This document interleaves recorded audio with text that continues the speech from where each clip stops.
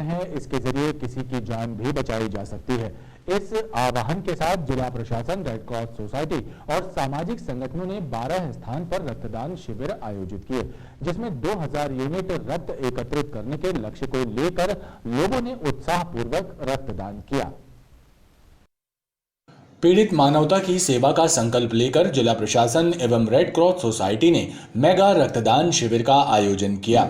12 स्थानों पर आयोजित हुए इस रक्तदान शिविर में 2000 यूनिट ब्लड एकत्रित करने का लक्ष्य तय रहा। इसमें अधिकारियों, कर्मचारियों, छात्र छात्राओं, जनप्रतिनिधियों और समाज सेवियों ने उत्साहपूर्वक रक्तदान किया। मानस भवन में आयोजित शिविर में प्रशासनिक अधिकारियों ने ब्लड डोनेट कर आयोजन की शुरुआत की। कलेक्टर डॉक्टर इलैयाराजा टी ने बताया कि प्रतिमाह 2000 यूनिट ब्लड की आवश्यकता अस्पतालों में पड़ती है, लेकिन रक्तदाताओं से 30% रक्त ही मिल पाता है। लिहाजा इस तरह के मेगा रक्तदान शिविर की जरूरत महसूस की गई। ये महसूस किया है कि हमको हर महीने का हमारी रिक्वायरमेंट सिर्फ 2000 है। इसके लिए मतलब अभी कितने भी ब्लड डोनेशन हो रही है, काफ़ी सारा सामाजिक संगठन संस्कादनी में काम कर रहा है, वो 30% का पूर्ति हो रही है। सो हम लोगों ने ये समझा है कि 70% रिप्लेसमेंट पे ना हम लोग ना ब्लड ले रहे हैं ब्लड बैंक में, इसमें लोगों को परेशानी भी हो रही है। ऐसा सिविलाइज सोसाइटी है, संस्कादानी की ना लोगों को ना एक प्लेटफॉर्म देना चाहिए हमको ना इस प्रकार का ब्लड डोनेशन है ना आयोजित करने के लिए। इसलिए जिला प्रशासन और रेड क्रॉस सोसाइटी, सभी सामाजिक संगठन, शैक्षणिक संस्थाएं और प्रोफेशनल बॉडीज़ हैं IMA जैसे, सभी लोगों से मिल करके हर महीने एक मेगा ब्लड डोनेशन कैंप का है ना हम लोगों ने प्लान किए थे। आज ये पहला कैंप है। मुझे लग रहा है बहुत अच्छा रिस्पांस मिला है। संस्कारदानी में बहुत सारे डिस्ट्रिक्ट्स के भी है ना लोग है ना पेशेंट्स है ना मेडिकल कॉलेज में ना आते हैं, उन सभी का भी है ना ब्लड के ना परेशानी ना रहे। आज जो है ना सभी लोगों की सहयोग से ना इस कैंप का आयोजन अच्छे से हो रहा है। कोई भी व्यक्ति संस्कारदानी में आए, मतलब वो ब्लड की है ना कमी के कारण परेशान हो रही है, मतलब ऐसी स्थिति ना बने, ये हमारी ना उद्देश्य है। मुझे लग रहा है ये आज है ना पूर्ति होगा। शिविर में SDM, तहसीलदारों, नायब तहसीलदारों सहित कई प्रशासनिक अधिकारियों ने रक्तदान कर खुशी जाहिर की। और बहुत मदद मिलेगी हमारे मरीजों को इस ब्लड से, क्योंकि जिस उत्साह के साथ लोग ब्लड दे रहे हैं और जिन अस्पतालों में ब्लड की सबसे ज़्यादा ज़रूरत है, एल्गिन, मेडिकल और विक्टोरिया, वहाँ इसे संग्रहित किया जाएगा। हमारे ब्लड संग्रहण की क्षमता बहुत अधिक है, करीब 4000 यूनिट हम तीनों ब्लड बैंक में इकट्ठा कर सकते हैं, संग्रहित रख सकते हैं। मैं बहुत बहुत साधुवाद दे रहा हूँ सभी लोगों को, पूरे हमारे जबलपुर की जनता को, कि इतने उत्साह के साथ आगे आकर वो रक्तदान कर रहे हैं। रक्तदान महादान है और लोगों के जीवन बचाने के लिए सभी को बढ़ चढ़ के रक्तदान करना चाहिए। और उसी कड़ी में आज जिला प्रशासन की ओर से, रेड क्रॉस सोसाइटी की ओर से ये रक्तदान शिविर विभिन्न जगहों पे आयोजित हुआ है।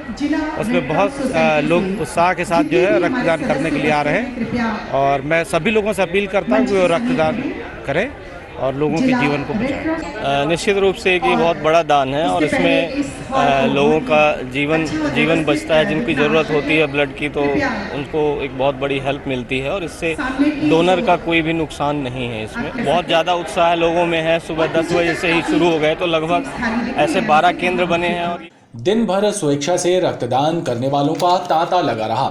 सरकारी और प्राइवेट कॉलेजों के छात्र छात्राओं ने भी उत्साह भाव से ब्लड डोनेट किया।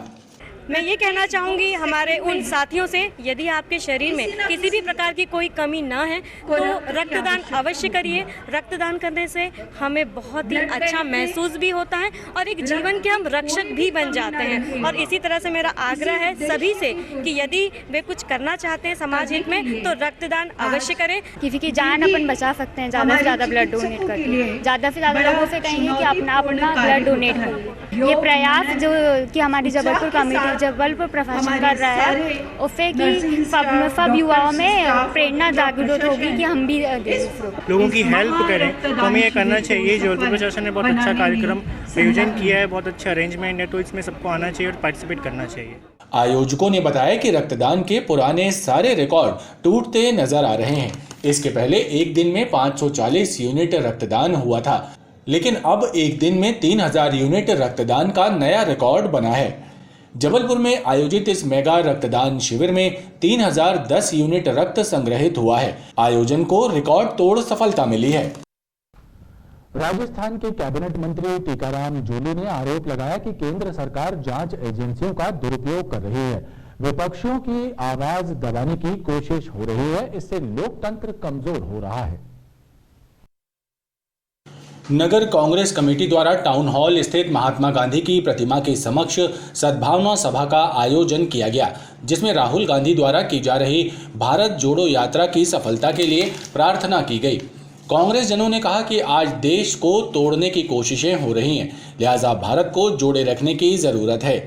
कांग्रेस की सभा में राजस्थान के सामाजिक न्याय एवं अधिकारिता विभाग के कैबिनेट मंत्री टीकाराम जूली भी शामिल रहे। कि आम आदमी को आज 2 वक्त की रोटी मिल रही है कि नहीं मिल रही है, इस और कोई ध्यान नहीं है। बेरोजगार युवाओं को रोजगार मिल रहा है कि नहीं मिल रहा है, इस और कोई ध्यान नहीं है। महंगाई इतनी बेतहाशा बढ़ती जा रही है, इस तरफ किसी का ध्यान नहीं है। जो जनता के मुद्दे हैं। भारत जोड़ो यात्रा का लाइव प्रसारण भी दिखाया गया। यहाँ राजीव गांधी जी की हत्या हो गई थी, जो देश के लिए शहीद हो गई थी, तो मुल्क को एक रखा, अखंड रखा। राहुल गांधी जी ने सुबह ट्वीट किया कि मेरे पिता राजीव गांधी शहीद हो गए थे, घृणा को लेके, नफरत को लेके चिंता हो गई, और मैं इस देश को बचाऊंगा, हिंसा से, गुस्से से बचाऊंगा। देखिए, आज हिंदुस्तान में आज सही में इस बात की आवश्यकता है कि भारत को जोड़ा जाए। जिस तरीके से आज केंद्र सरकार की नीतियों के चलते भारत अनेकों तरीके से बढ़ चुका है, माननीय राहुल गांधी जी के नेतृत्व में कांग्रेस पार्टी का हर एक कार्यकर्ता भारत जोड़ो अभियान, भारत जोड़ो यात्रा में शामिल हो रहा है।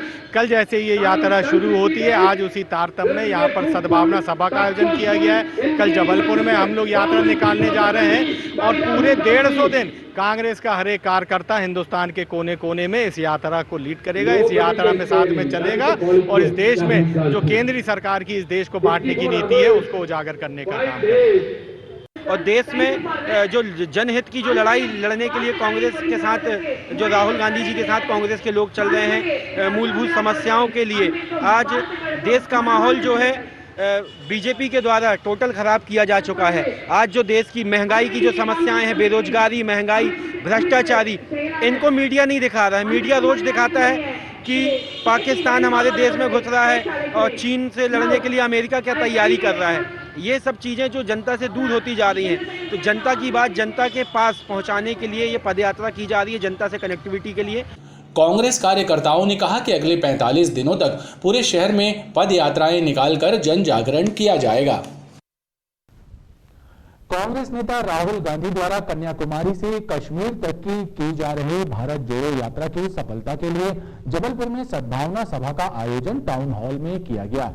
इस सभा में यात्रा का लाइव टेलीकास्ट दिखाया गया। सभा में राजस्थान के कैबिनेट मंत्री टीकाराम जूली भी मौजूद रहे।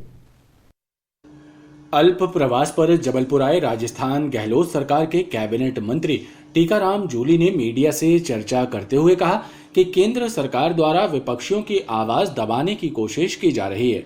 राहुल गांधी की भारत जोड़ो यात्रा की कमान अशोक गहलोत के संभालते ही राजस्थान के मंत्रियों के घरों पर इनकम टैक्स विभाग के छापे डाले जा रहे हैं, डराने की कोशिश की जा रही है। हमारे मिनिस्टर हैं, उन पे छापे डले हैं, छापे डलने चाहिए। मैं इसमें कोई मना नहीं करता, लेकिन राहुल गांधी जी इससे पहले जो छापे मारे उनके नतीजे क्या हुए, किसके पास क्या मिला है, क्या किसी ने फ्रॉड किया है। ईडी जिस प्रकार से राहुल गांधी सोनिया गांधी जी को बुला रही है, या बीजेपी के अंदर ही सारे ईमानदार हैं। आप सपा में देख लिए, जनता दल में देखिए, जनता दल यू में देखिए, बसपा में देखिए, आप शिवसेना में देखिए, तृणमूल कांग्रेस में देखिए, साउथ की पार्टियों के अंदर देखिए, कांग्रेस में देखिए, सब पे छापे पड़ रहे हैं। लेकिन बीजेपी के क्या सारे नेता ईमानदार हैं? छापे मारना अच्छी बात है, लेकिन उनके पास क्या रिकॉर्ड निकला है, क्या बेईमानी उनके द्वारा की गई है और क्या बेईमानी वही लोग कर रहे हैं, ये सारी चीजें सामने आनी चाहिए। प्रवास के दौरान टीकाराम जूली नगर निगम भी पहुंचे। उन्होंने महापौर जगत बहादुर सिंह अन्नू से मुलाकात की और कांग्रेस की गतिविधियों की जानकारी ली। जबलपुर में धान खरीदी प्रक्रिया में सहकारी समितियों ने लाखों रुपए का घोटाला कर शासन को आर्थिक क्षति पहुंचाई है। इस मामले में राज्य आर्थिक अपराध अन्वेषण ब्यूरो ने जांच कर 3 प्रकरण दर्ज किए हैं। राज्य आर्थिक अपराध अन्वेषण ब्यूरो यानी EOW से मिली जानकारी के मुताबिक वर्ष 2003-2004 में जबलपुर के अंतर्गत आने वाली समितियों जिनमें शहपुरा मार्केटिंग, पनवानी, न्यूनिया कला, गोसलपुर, मंझगवा, कुसनेर, सकरा, रोजा, पाटनखेड़ी, उड़ना, नगना, पनागर, सिहोरा, ओरिया, सहजपुर, बोरिया, बरेला, कटंगी और अन्य सहकारी समितियां शामिल हैं। इन समितियों में धान खरीदी प्रक्रिया में पद का दुरुपयोग कर भ्रष्टाचार करने की शिकायत प्राप्त हुई थी। इस शिकायत के जांच करने के दौरान आए साक्ष्यों के आधार पर 25 समितियों में से कुल 3 समितियों गोसलपुर, कुशनेर और बनखेड़ी में हुई धान खरीदी प्रक्रिया में भ्रष्टाचार किया जाना पाया गया है। इस आधार पर 3 अलग अलग प्रकरण दर्ज कर मामले को जांच में लिया गया है। जानकारी के मुताबिक तीनों समितियों में 27,70,829 रुपए का भ्रष्टाचार करने की बात सामने आई है। जबलपुर में कोरोना वायरस के साथ अब पुनः स्वाइन फ्लू ने दस्तक दे दी है। बीते 4 वर्ष के बाद जबलपुर में स्वाइन फ्लू के मरीज मिलना शुरू हो गए हैं। नेताजी सुभाष चंद्र बोस मेडिकल कॉलेज अस्पताल में स्वाइन फ्लू से पीड़ित 3 मरीजों को भर्ती कराया गया है। स्वास्थ्य विभाग का दावा है कि तीनों मरीजों की हालत स्थिर है। इधर स्वाइन फ्लू की दस्तक के बाद स्वास्थ्य विभाग भी अलर्ट मोड पर आ गया है। कोरोना वायरस के बाद अब जबलपुर में स्वाइन फ्लू ने भी दस्तक दे दी है। जिले में स्वाइन फ्लू के 3 पॉजिटिव मरीज मिले हैं। नेताजी सुभाष चंद्र बोस मेडिकल कॉलेज में इन मरीजों को भर्ती कर उनका उपचार किया जा रहा है। स्वाइन फ्लू की दस्तक के बाद स्वास्थ्य विभाग अलर्ट मोड पर है। हालांकि स्वास्थ्य विभाग ने दावा किया है कि तीनों मरीजों की हालत स्थिर है। CMHO डॉक्टर संजय मिश्रा का कहना है कि कोरोना और स्वाइन फ्लू के लक्षण एक जैसे होते हैं। दोनों ही फेफड़ों को नुकसान पहुंचाते हैं और ऑक्सीजन की मात्रा को कम कर देते हैं। इस रोग में भी व्यक्ति को सर्दी, खांसी, बुखार, गले में खराश होती है। ऐसे में लोगों को सावधानी बरतने की सलाह भी दी जा रही है। अभी तक 3 पॉजिटिव केसेस मिले हैं, जिन्हें जैसा बताया शासन ने निर्देश दिया है कि मेडिकल कॉलेज को उसकी नोडल एजेंसी बनाया है। तो तीनों मरीज जो हैं वो मेडिकल कॉलेज में भर्ती हैं। तीनों ही ठीक हैं, कोई गंभीर स्थिति में नहीं पहुंचा है। जैसे इसके पहले जब स्वाइन फ्लू अपने आया था तो मरीज बहुत गंभीर स्थिति में आए थे, कुछ मृत्यु भी हुई थी उस समय। लेकिन अभी ये तीनों मरीज बिल्कुल स्थिर स्थिति में हैं, इनकी हालत बिल्कुल ठीक है और अभी घबराने की कोई बात नहीं है। मुख्य बात यही है कि यदि किसी भी व्यक्ति को सर्दी, खांसी, बुखार जैसे लक्षण आते हैं या गले में खराश जैसी कोई समस्या आती है तो तुरंत ही डॉक्टर को दिखाना चाहिए। लोकल कोई ट्रीटमेंट ऐसे नहीं ले लेना चाहिए अपने मन से। डॉक्टर जांच करके, और स्वाइन फ्लू की जांच अपने यहाँ फ्री में भी उपलब्ध है जो ICMR में होती है। तो जांच करा के बीमारी का पता करके और जैसा कि फ्री उसका उपचार मेडिकल कॉलेज में दिया जा रहा है वो करा लें। कि जैसे कोविड है, सिंपल वायरल फीवर है, स्वाइन फ्लू है, इन सबके लक्षण काफ़ी मिलते जुलते हैं और इनकी जानकारी, इनको पक्का करने का तरीका इनके टेस्ट है। तो इसलिए सबसे अच्छा रहता है डॉक्टर को दिखाएं और डॉक्टर तुरंत टेस्ट भी लिखते हैं और निःशुल्क उपलब्ध है ये टेस्ट स्वाइन फ्लू का। इसलिए व्यक्ति को घबराना नहीं चाहिए, छिपाना नहीं चाहिए इस बीमारी को और तुरंत, क्योंकि ये फैलने वाली बीमारी है, घर के दूसरे सदस्यों को भी होगी, फिर पूरा घर प्रभावित होगा तो और समस्या बढ़ेगी। तो इसलिए जांच करा के उसका इलाज पूरा लेके ठीक हो जाना है। जबलपुर MR4 रोड उखरी तिराहे के पास स्कॉर्पियो और एक अन्य कार में जोरदार भिड़ंत हो गई। इस हादसे में वाहनों में सवार 4 लोग घायल हुए हैं, जिनमें से 2 लोगों की हालत गंभीर बताई जा रही है। घटना की जानकारी लगते ही पुलिस मौके पर पहुंच गई थी। पुलिस ने घायलों को इलाज के लिए निजी अस्पताल भेज दिया है। MR4 रोड उखरी तिराहा के पास देर रात स्कॉर्पियो और एक अन्य कार में जोरदार भिड़ंत हो गई। इस घटना में वाहनों में सवार 2 पुरुष और 2 महिलाएं मिलाकर कुल 4 लोग घायल हो गए। हादसे की खबर लगते ही भारी पुलिस बल और पुलिस अधिकारी मौके पर पहुंच गए थे। पुलिस ने घायलों को निजी अस्पताल में भर्ती करवाया, जिनमें से 2 घायलों की हालत गंभीर बताई जा रही है।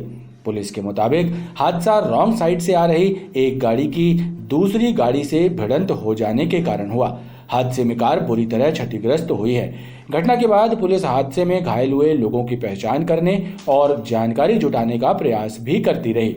कार आ रही थी जो कचपरा ब्रिज से लेकर के दीनदयाल की ओर जा रही थी।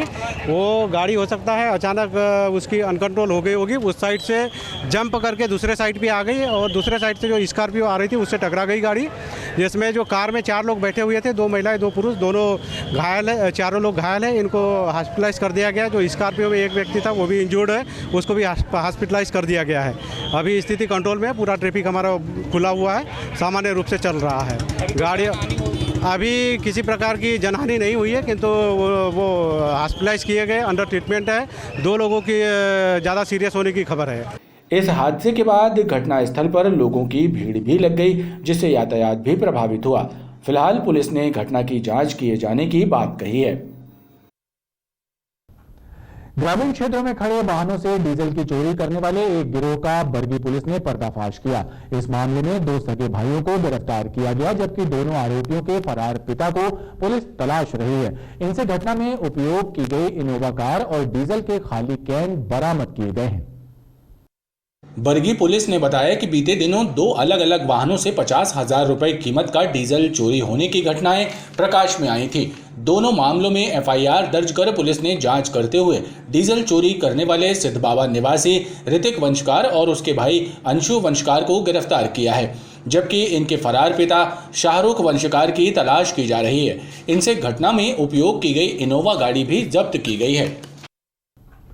जबलपुर जिले में कुख्यात अपराधियों के विरुद्ध जिला बदर और एनएसए की कार्रवाई लगातार जारी है। इसी कड़ी में एक और कुख्यात अपराधी माजिद खान उर्फ मूसा खान के विरुद्ध जिला दंडाधिकारी ने एनएसए के तहत वारंट जारी किया है। ओमती थाना के अंतर्गत नया मोहल्ला में रहने वाले कुख्यात अपराधी माजिद खान उर्फ मूसा खान के विरुद्ध पुलिस अधीक्षक के प्रतिवेदन के आधार पर जिला दंडाधिकारी डॉक्टर इलयराजा टी ने एनएसए का वारंट जारी किया है। कुख्यात अपराधी माजिद खान उर्फ मूसा वर्तमान में केंद्रीय जेल जबलपुर में निरुद्ध है। उसके विरुद्ध ओमती और लाडगंज थाने में हत्या का प्रयास, एनडीपीएस एक्ट, धोखाधड़ी, शासकीय कार्य में बाधा उत्पन्न करने, बलवा, मारपीट, आर्म्स एक्ट, जुआ एक्ट जैसे लगभग 21 संगीन और आपराधिक मामले दर्ज हैं। बताया जाता है कि मूसा उर्फ माजिद खान हिस्ट्री शीटर अब्दुल रज्जाक का गुर्गा भी है। माननीय पुलिस अधीक्षक महोदय के द्वारा इसका प्रतिवेदन भेजा गया था। वर्तमान में ये एनडीपीएस के प्रकरण में एक वारंट में जेल में निरुद्ध है और इसका एनएसए वारंट प्राप्त हो चुका है और काफ़ी अपराध थे इसके, जो हमने इसके एनएसए के तहत इसकी कार्रवाई की। इनके सभी गंभीर प्रवृत्ति के धाराओं के अपराध थे, जिसमें मारपीट, बलवा, आगजनी, तोड़फोड़ ऐसे गंभीर प्रवृत्ति के अपराध थे जो हमने कार्रवाई की। हनुमानताल थाना क्षेत्र के मदार छल्ला इलाके में कुछ दिनों पहले एक घर में हुई चोरी की वारदात का पुलिस ने खुलासा किया। इस मामले में आरोपी को गिरफ्तार कर उससे चोरी किया हुआ सोने चांदी का सामान बरामद कर लिया गया। हनुमानताल थाना क्षेत्र के मदार छल्ला इलाके में एक सप्ताह पहले मोहम्मद सुल्तान के घर में चोरी की वारदात घटित हुई थी। अज्ञात चोर घर से 2 पहिया वाहन, सोने चांदी के जेवरात और नकदी चोरी कर ले गए थे। इस मामले में एफआईआर दर्ज करने के बाद पुलिस चोरों की पतासाजी में जुटी और संदेह के आधार पर मोहम्मद समीर नामक शातिर चोर को हिरासत में लिया, जिससे पूछताछ करने पर उसने चोरी करना कबूल किया। आरोपी से पुलिस ने चोरी किया हुआ 100% माल जब्त कर लिया है। हनुमानताल थाना क्षेत्र के अंतर्गत रहने वाली 9 वर्षीय मासूम बालिका के साथ दुष्कर्म करने का मामला सामने आया है। शर्मनाक बात यह है कि इस वारदात को बालिका के मामा ने ही अंजाम दिया। पुलिस ने बालिका की मां की शिकायत पर एफआईआर दर्ज कर फरार आरोपी की तलाश शुरू कर दी है। इधर पीड़ित बालिका को इलाज के लिए अस्पताल में भर्ती कर दिया गया है। महिला थाना पुलिस से मिली जानकारी के मुताबिक हनुमानताल क्षेत्र में रहने वाली एक महिला बीती रात 9 वर्षीय मासूम बालिका को लेकर थाने पहुंची। महिला ने शिकायत दर्ज कराई कि उसके घर के सूनेपन का फायदा उठाकर उसकी 9 वर्षीय मासूम बालिका के साथ रिश्ते में लगने वाले उसके मामा ने दुष्कर्म किया। जब वो घर पहुंची तो आरोपी उसे देखकर भाग खड़ा हुआ। महिला की शिकायत पर पुलिस एफआईआर दर्ज कर फरार आरोपी करिया उर्फ इरशाद की तलाश कर रही है। वहीं घटना के बाद मासूम बालिका को भी इलाज के लिए अस्पताल में भर्ती कराया गया है। उसकी बच्ची के साथ उसके दूर के रिश्ते का मामा इरशाद उर्फ करिया सुना घर पाके तो उस बच्ची के साथ कुछ छेड़छाड़ का प्रयास कर रहा था, जिसके संबंध में जब माँ आई और बच्चे को देखी तो फिर वो वहाँ से भाग गया। फिर वो बच्चे को लेकर उसने थाने में रिपोर्ट की है, मामला कायम कर लिया गया। उसकी तलाश राती में कई टीम बना के की गई, अभी तक नहीं मिल पाया है, उसकी लगातार तलाश जारी है। खबरों का क्रम लगातार जारी है, आप देखते रहिए BTV न्यूज।